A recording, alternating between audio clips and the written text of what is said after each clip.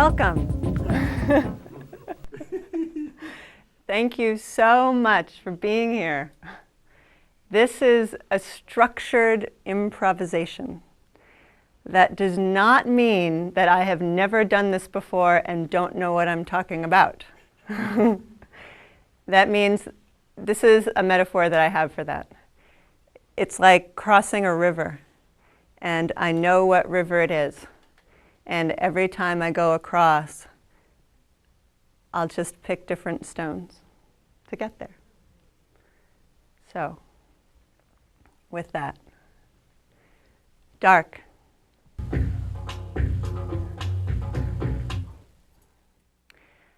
Some people are balloon people. Balloon people really deeply want to know themselves, and they do this from the outside out. Balloon people go bungee jumping. Balloon people try to have as many experiences as possible to become part of themselves, so they can become one with everything. For example, a balloon person is perfectly capable of being one with this tree. Then the balloon person will go to the top cloud, then to the outer atmosphere, out and out and out and out, all the while expanding into themselves.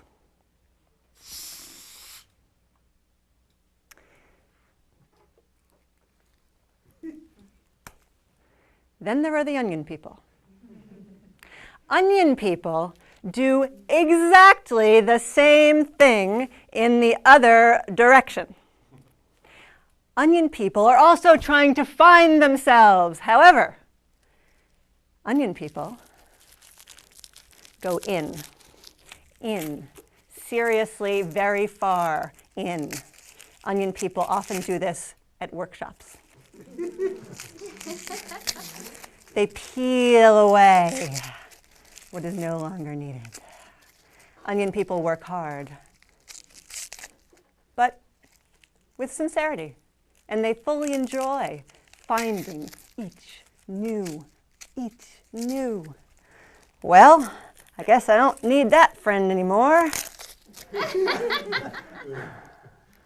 Eventually, the onion person gets down to the nitty-gritty. It's a lot of work. Right in the center of the onion person is the exact solitary that they were looking for. Then, and only then, can they expand. Meanwhile, the balloon person, if something happens and they get too big, too fast, they automatically become an onion. Dark.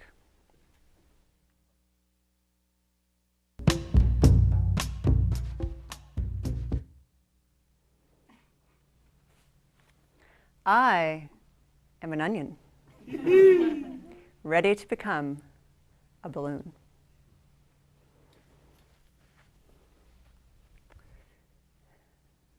This is part of how it started.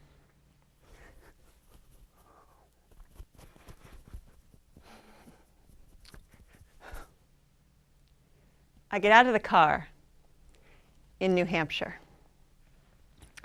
and I've been driving with a couple people that I don't know and a few that I do. And we've been taking a trip. Kind of a difficult trip, but beautiful too. We're going to visit a man who is very ill, who is dying. His name is William. When we get there, I get out of the car, let everybody else go into the house, And I see about the bags in the back. Oh. First I get the fondue. I bring the fondue into the house. I put it in the kitchen. I go back to find more stuff. This is chips. There's 6 kinds of chips in this bag. I don't know why.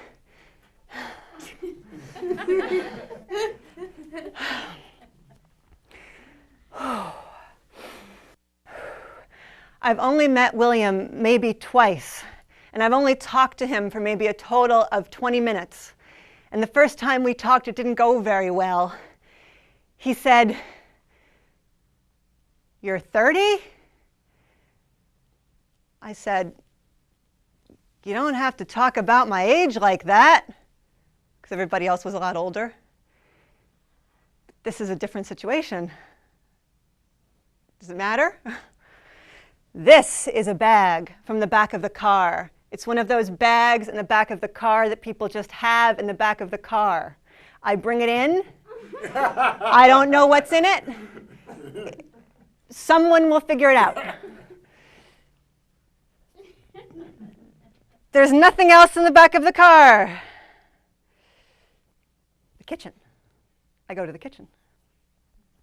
I'm in the kitchen, and I'm stirring the fondue. It's chocolate. I made it myself at a party. We put strawberries in it at the party. I have strawberries here for us.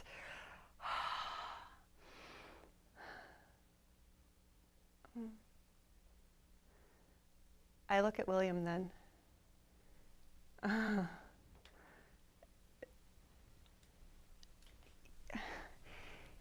Sometimes he's right there, and sometimes he's not anywhere. And I find this absolutely beautiful, and I'm really not sure that I like that.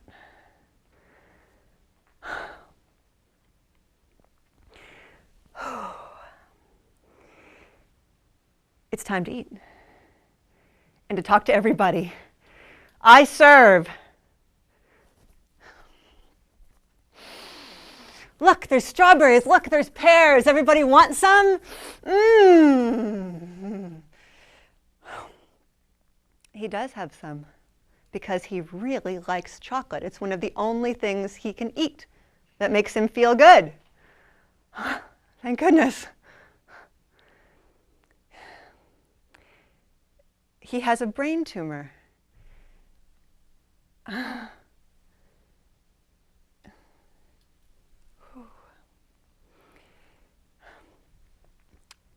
It comes out at dinner that I am a performance artist, that I get on stage and present, and it is asked of me by the group to do so.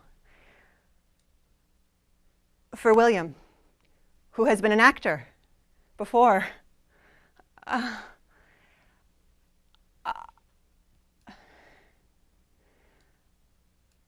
that's okay. It's okay.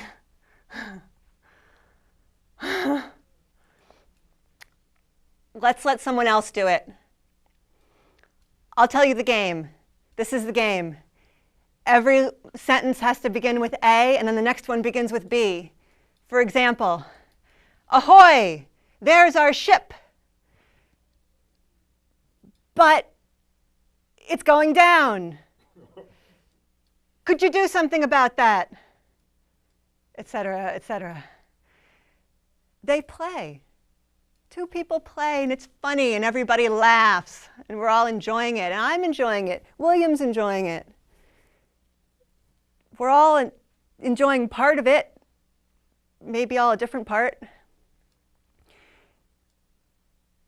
Oh. There's a part of me that steps to the side of this beautiful New Hampshire fondue, tree-lined, rose bushes outside, everybody sweet, sincere party. And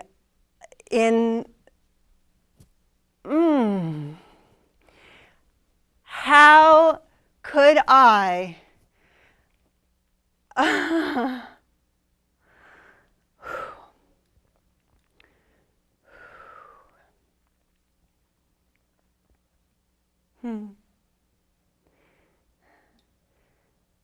Let's play a game.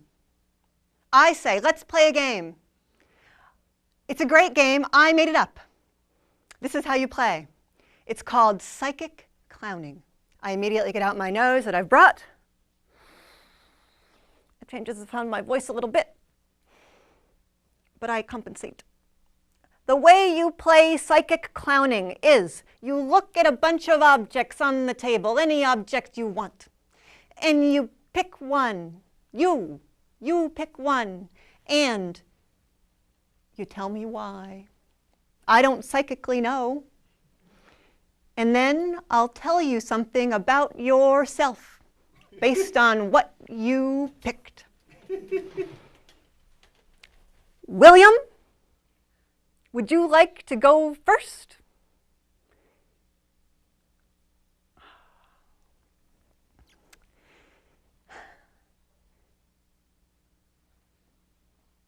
The pig with wings. Why? Why the pig with wings? Because it has wings.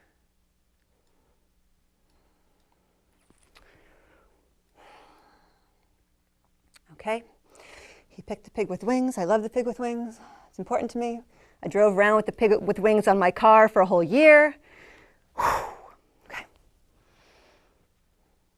Because you picked the pig with wings, that means you have always, William, always liked to travel. And you still do. And also you like things to be unique.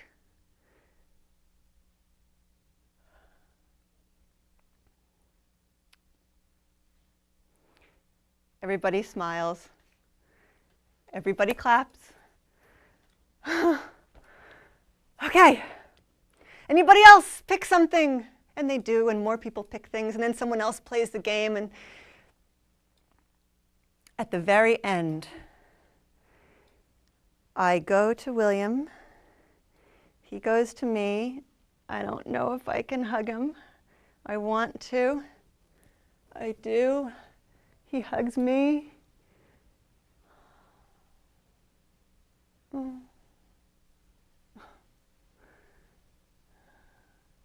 It's like an I'm 10 years old and you're 10 years old hug.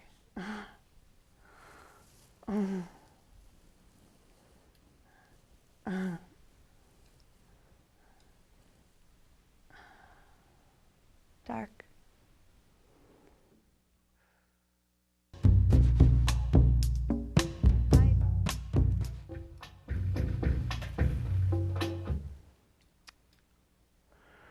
I am an onion, ready to be a balloon. One day, I was walking on St. Rose Street. Up, up, up, up. There's honeysuckles up there. There's a rose garden up there.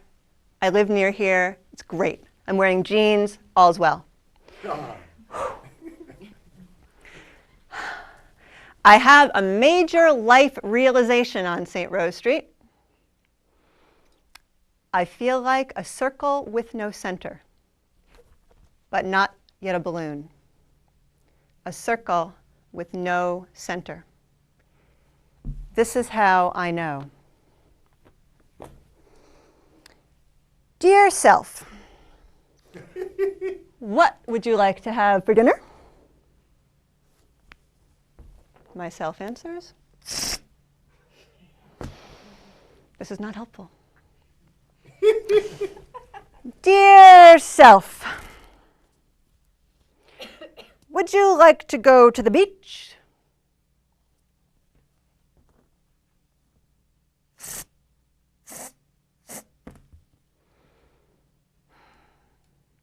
It's hot, but I can't decide.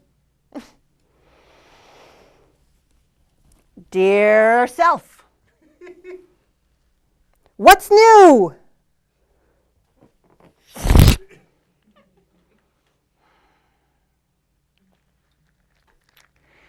A circle with no center. However, this is very exciting. After I had the revelation, maybe 6 months later, one day, what's for dinner? Eggplant. Eggplant? I only moderately like eggplant. But eggplant, okay, eggplant. Fried? Steamed? No answer. It started to happen that every once in a while, something came. Did I mention that I only learned how to blow up balloons on Thursday?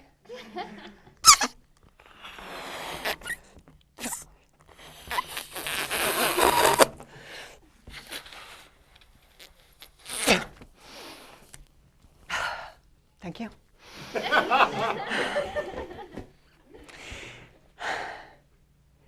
And what happened is that I became very nervous. I became getting very uncomfortable that what I thought was in there was going to get out and not come back, and that I would not know what to have for dinner, ever. So, you, in there, stay in there. I'm watching you, morning, noon, and night. There's a guard, and it's me! Stay still. But see, this is where the problem is. I shared that I learned how to blow up balloons on Thursday, but I literally and actually keep forgetting how to tie them. I can't keep it in there if I can't tie the knot. Dark.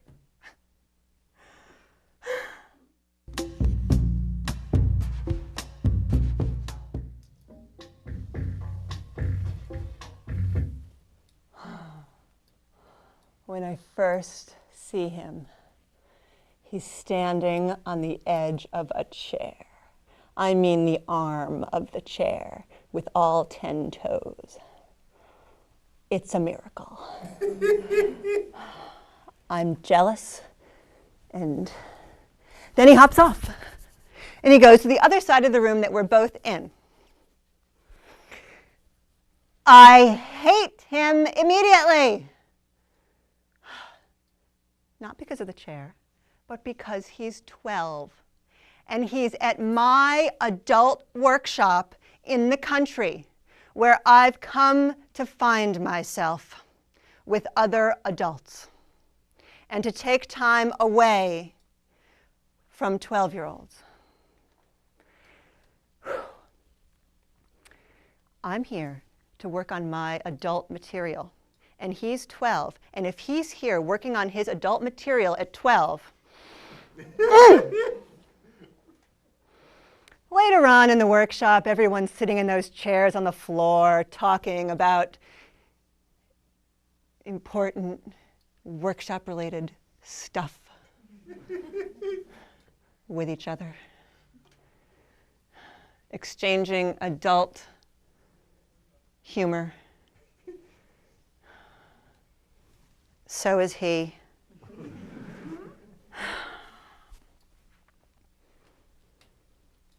Wide-eyed, talking to the other adults, but not to me, because I won't go near him. The next part of the workshop is the dance. I love dancing. Music starts. All right, I'm going to go for it.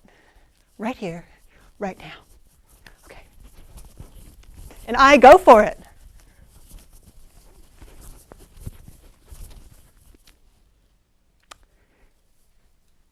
He's going for it. In a different way, but nonetheless.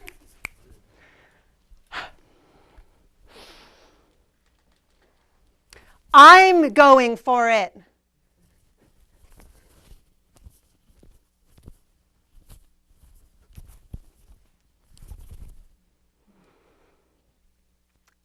He's going for it.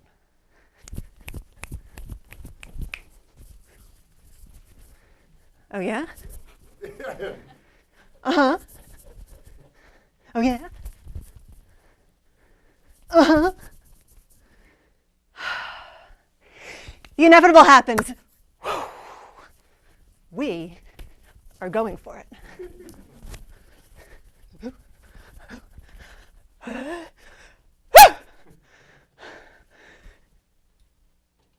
We're friends now. Ugh! No, we're friends now. From that moment on in this workshop, his name is Canyon. Canyon. Canyon is absolutely glued to my body. Wherever I go, here's my buddy. For example, at this workshop, everybody has to share everything. You get along. It's a community. It's my turn to take the dishes and take them out of the dishwasher and put them in the drawer. The dishes are really hot. I don't know why they can't cool down the dishes before you put them in the thing, but they can't. And so they're piping hot, and I'm,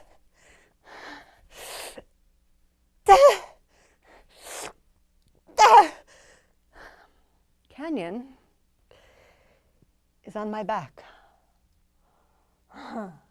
Not helping, but encouraging.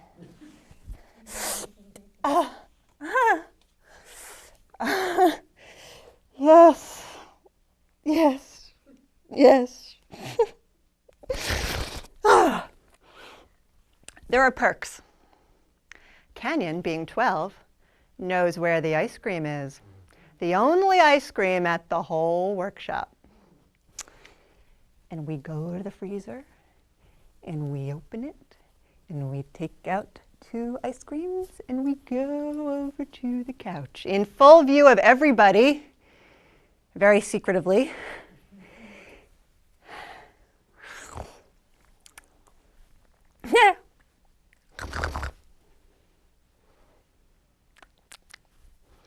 We get crumbs all over each other, little ones like the little chocolate eclair ones that stick, and then they stick to the couch, and then somebody sits on them later. But we're 12 now, and that's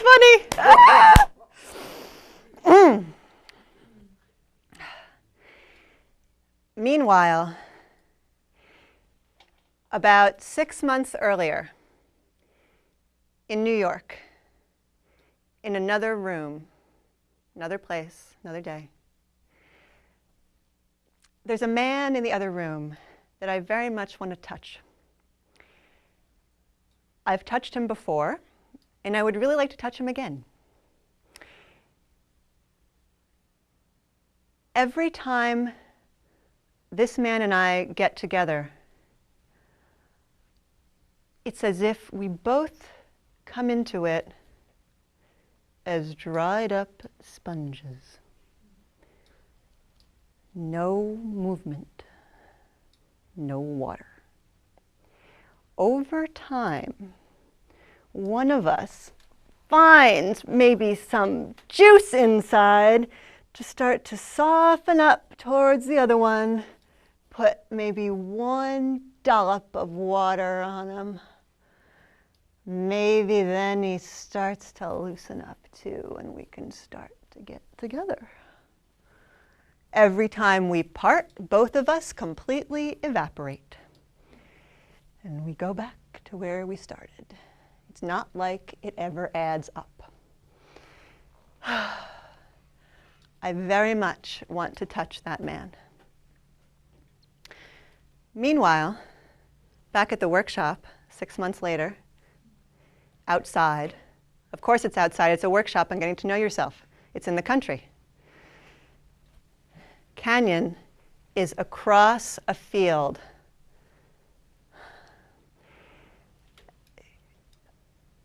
He wants to hug me, I can tell.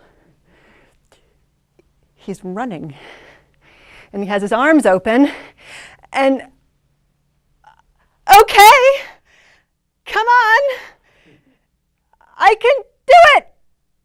I can take it. I'm gonna hug you. Come on. Oh. Oh. Oh. Oh. He says, you could visit. Oh, I say, I live kind of far away, and it's not that easy for me to get here, but thank you, sweetheart, thank you. He says, you could write.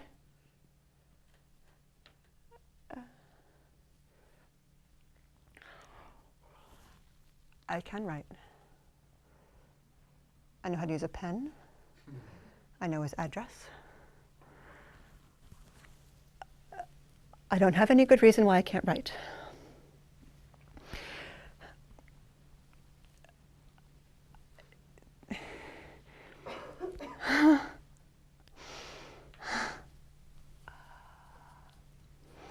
Meanwhile, 6 months earlier, in New York, in another room,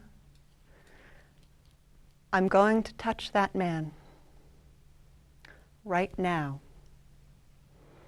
I'm just going to do it.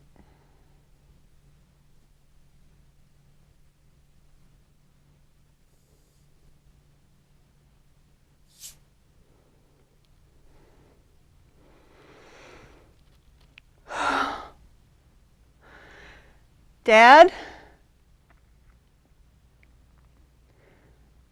Dark.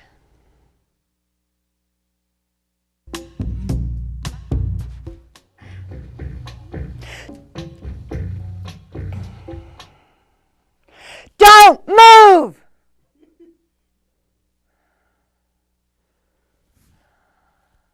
I'm watching you.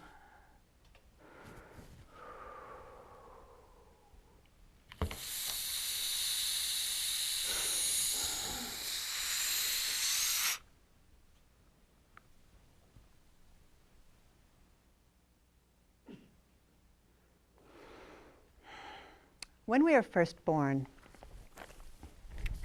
we are born into this world as soft, lovely, little angels of joy that know exactly what we want.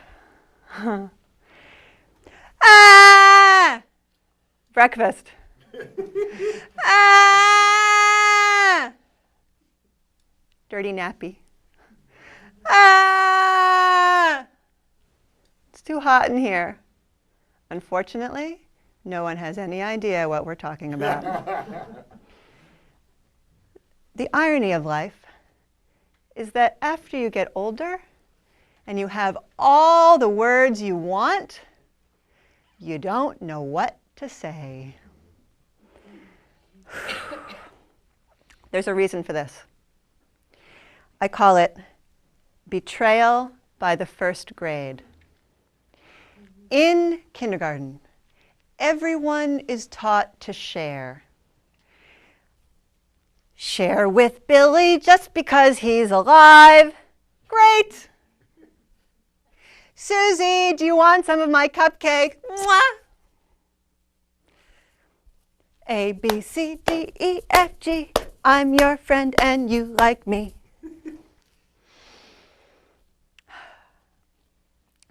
Unfortunately, the moment you walk into first grade,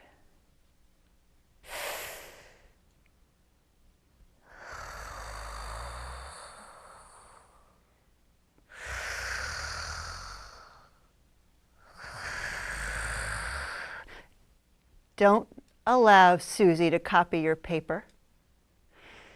Don't let Timmy get too close to the teacher because you have to. The second you get into first grade, you are in instant and impenetrable competition with everybody else in your class for the next 18 years.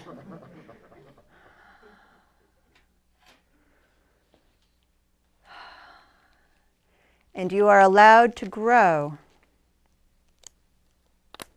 Yes, you are.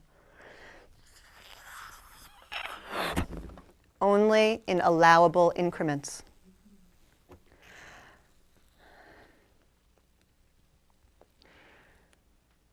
I got an A on my test.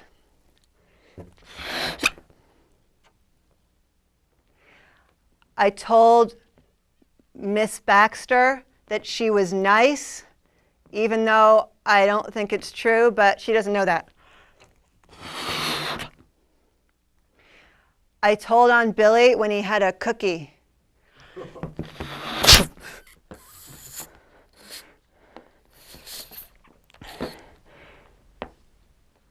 I said a mean thing to Susie after she talked about my cat bad.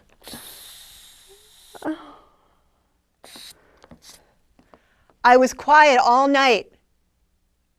I didn't say a single thing at dinner.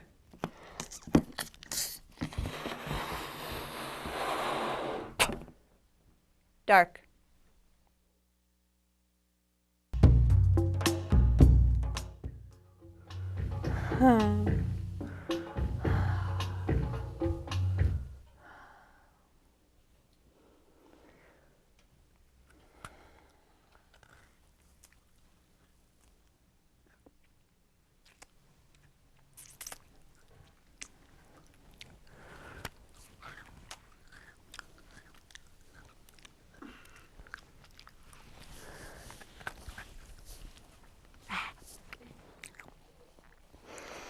Amanda is eating cookies in the back of Miss Polyester's 5th grade class.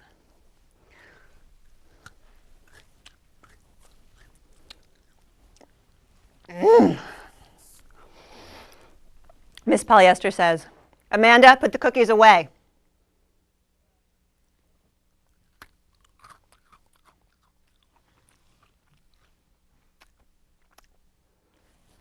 Miss Polyester says, "Now." I am visiting the class that day. I'm there to talk about how to have a good community in your classroom by sharing and being a responsible, cooperative person. I take Amanda outside. I tell her things I have learned. I'm sincere. Amanda, I want you to know that if you use your energy in a negative way, it's not going to turn out well. And it's up to you if you want to use your energy in a positive way to bring good stuff into your life. They've just done a bulletin board on swamps, and Amanda is really interested, really for the first time, in the swamps of South America.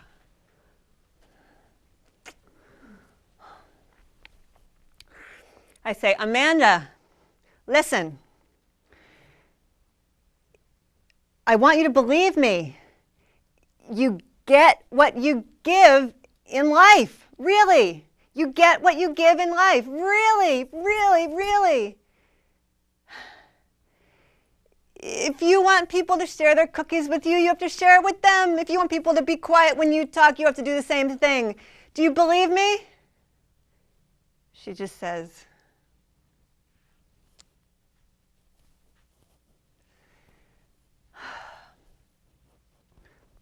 I say, this is your homework for the rest of your life. To believe me, what I'm saying is true.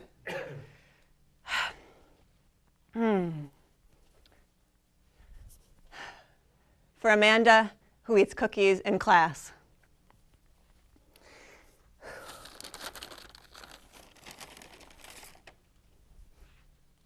Calvin. Calvin is standing up in the middle of Miss Clean's 2nd grade. He's just standing up because he can. He stood up and he stayed there. Nobody said anything, so he didn't move. Calvin is an angry child. He shows this today by going over to Rachel and biffing her in the head. I say, Miss Clean, Calvin just, her in that. She says, sit down, Calvin. I'm there visiting the class. I'm there to talk about how to have a good community by getting along and respecting each other and being cooperative and kind.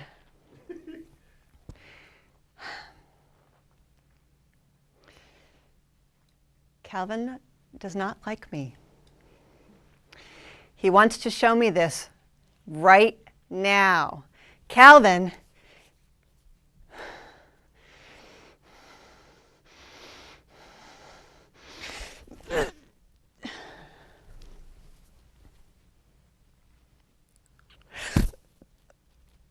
Oh.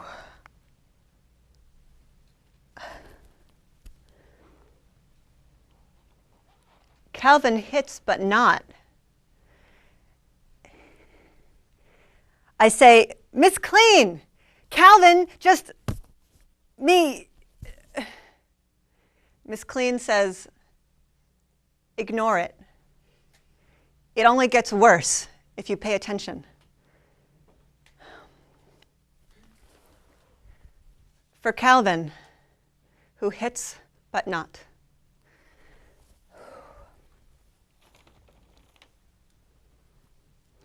Sharon. Sharon plays the piano in class when she's not supposed to. Every class. Sharon likes to play the piano during class. I'm the teacher. It's a theater class. I say, Sharon, stop playing the piano right now. Come play a game. We're playing the game where everybody gets to have a turn. And you're such a good actress.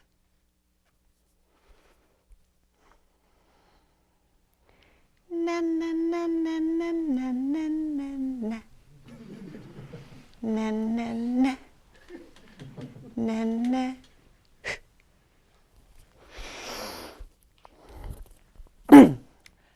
Sharon, come on over here. Stop playing the piano. Join us. We're all ready to start. We're just waiting for you. Come on. Sharon. Come on, Sharon.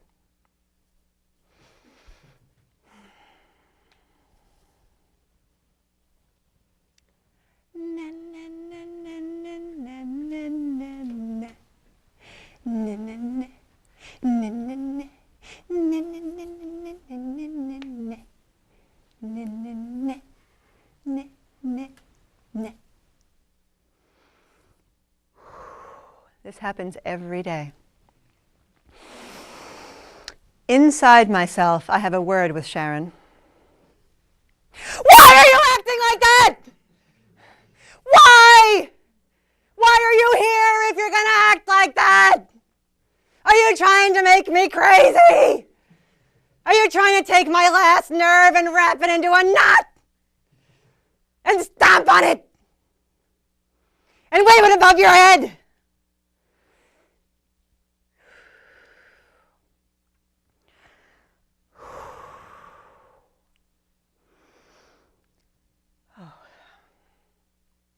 Outside of myself, I say, come on, Sharon.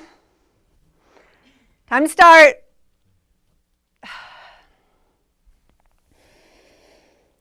For Sharon, who plays the piano.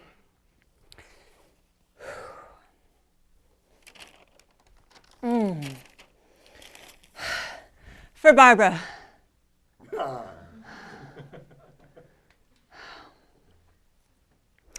Who needs to go home and do some spiritual work. For Barbara.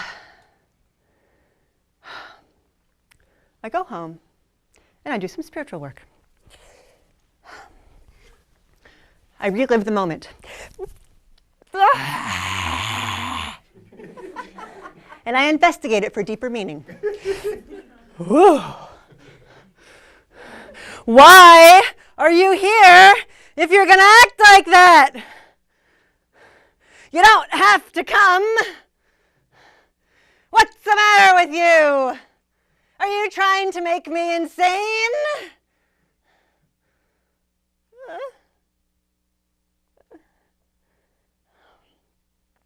Amanda, who eats cookies in class. After we have the discussion out in the hallway, she comes back in. She puts away the cookies. She raises her hand. No one calls on her. She hides under her parka on her desk for the rest of the class. I forgot to tell her that after you've been awful for a while, it takes a long time of being nice before anybody notices. And I forgot to tell her that you don't always get what you give. It's just sometimes, mostly. Oh. Calvin, who hits but not, we make a circle. It's time for dancing. Calvin gets in the middle, and he's Mr. All Right. I'm so impressed. I say to him, yeah. Then he's mean to somebody, and he has to leave the circle. For Calvin, who hits but not. Sharon, who plays the piano,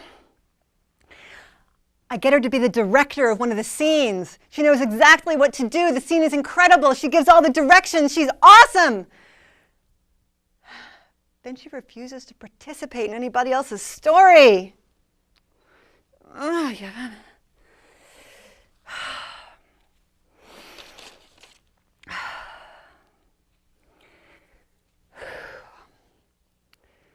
For Barbara, who is learning still to love dark.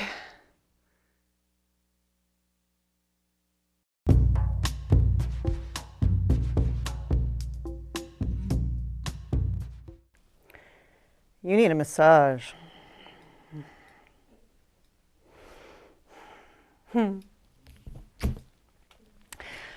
As I said before, I was an onion, but I'm a balloon now. This is how it happened. I'm at a workshop. Of course, I was an onion. And I'm laying on a green massage table. Or in the country, it's quiet.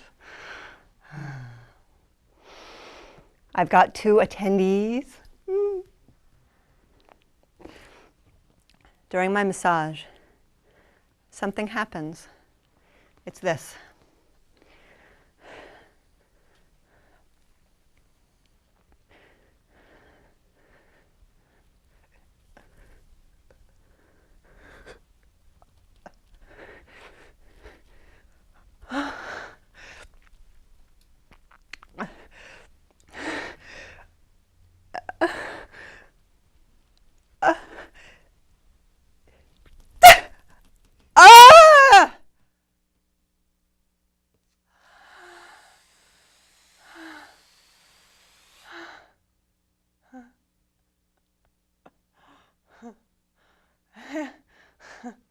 After the massage, really, I can only walk in slow motion. When I get home for the next 24 hours, I can't read. I can't think about anything. I'm just so inside every single molecule of my body.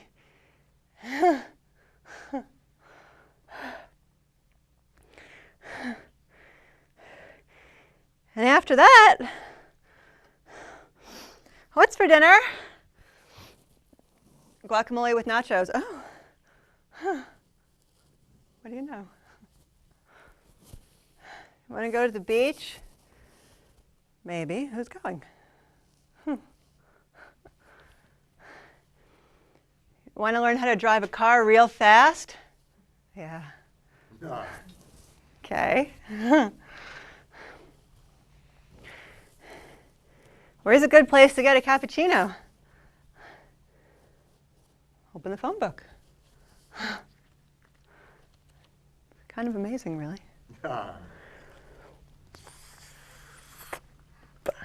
Being able to be a balloon now?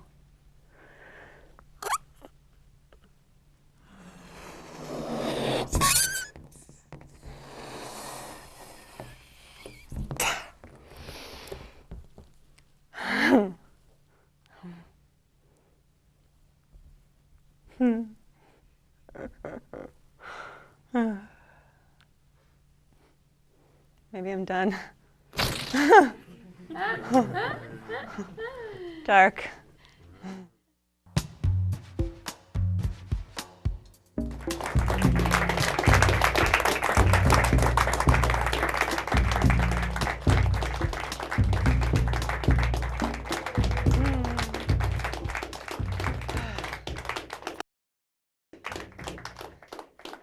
Thank you, all you oniony, balloony folks.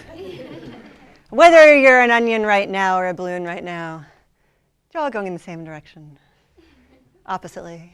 I've been both. Maybe I'll be an onion again. We'll see.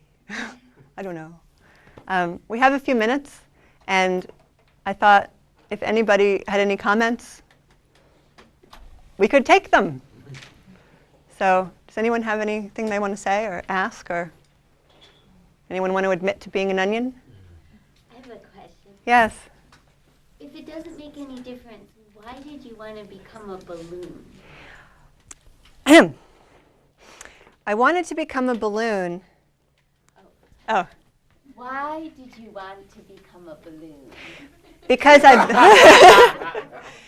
I've been an onion for so long, and I've done so much work, and it's been really rich, and I've been trying to find, see, onion people, or people who are at the onion phase, they're trying to find their, right in the, and after you find that, then you can go out knowing that that is the center of everything. And so now that I found that, and it's the center of everything, then I can go out. Because I just had to go way in before I could go out. Now I can go out. Hi, here you all are. I'm here with you. How nice for us to be in the same room with me here too. Because a lot of the stories that are in the show are about how my being inside myself kept me from being with other people. And so hopefully now we can be friends. And I can help you when you need help. A reciprocal relationship. Anybody else have anything they want to say? Well, I have a follow-up question. Oh. So do you recommend that balloons become onions for a while? I do. I do. I actually think it's kind of inevitable, because if a balloon person goes out and out and out and out, and maybe if they run into something and they pop before their time, something sharp like a divorce or, you know, things that happen, then I do believe that if you've been going one way, whichever way you've been going, you start to go the other way for a while to do some investigating to find out how come if I was going that way and it didn't work, you know. Thank you. You're welcome. It's been a pleasure talking with you. I have a question. Yes. When you became a balloon, Yes. do you relate only to balloons? No. I talked to someone recently who said that she felt like such a balloon in her life that she was always, you know, going out and out and out and out, that she had to tether herself to onion people in order not to go away. So I think, well, I mean, people who are in opposite processes need each other, right? I think. Yeah. Is a massage with two attendees possibly a euphemism for something else, or is? No, it was literally a massage with two attendees. Yeah, what were you thinking about? And it was amazing. It was incredible. After I had that massage, I looked up in the sky. I saw, you know, my grandma's been passed away for 13 years. I saw her face.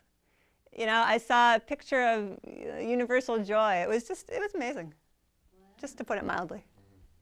And it had lasting effects. Tell you later. Were they professionals? No, no, they weren't.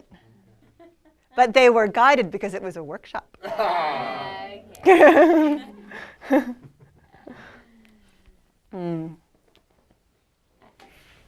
I was wondering, how do you feel because you perform your own experiences? Yes. How does it feel to do that?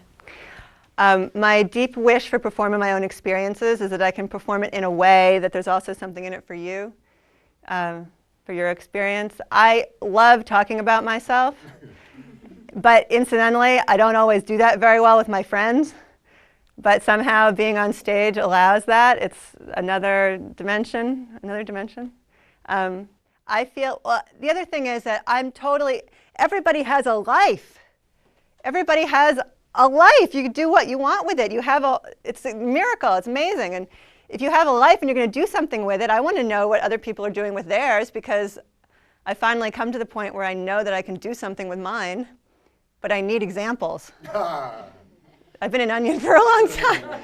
I need to know what, So do you think that there's an appropriate age that one as an adult can be attracted to a younger person? I mean, it seemed like you were saying a 12-year-old, like that there was this barrier that, that prevented you from really getting close. And what I was sensing was that part of that was an age barrier and what you think is appropriate. And I'm just wondering what your thoughts are about relating to younger children and feeling attraction there. Right. I've been teaching 12-year-olds for a couple years now, and there's all kinds of energies in the air all the time. And my relationship with him, with Canyon, it was, part of it was that he just had so much available love. It was like a torrent of love, such that I just was not able to contain it. Much as I wanted to, I tried to open my heart to him. And I feel like there's an attraction there on many levels. On one hand, I want that. I want to love like that. I want to be a torrent of love to other people. And there's also the attraction of, hey, if we sit here and eat popsicles secretly, that's really fun. And there's that kind of attraction. And then it didn't even occur to me until later that he was 12 and changing, but it wasn't like he was aware or I was aware of any other kind of energy at the time, which is not to say that it's not there. So, Did you write it? I have yet to write him, but I have told this story 5 times. So we have to end. So let me thank you again from the bottom of my onion and the top of my balloon, and good luck.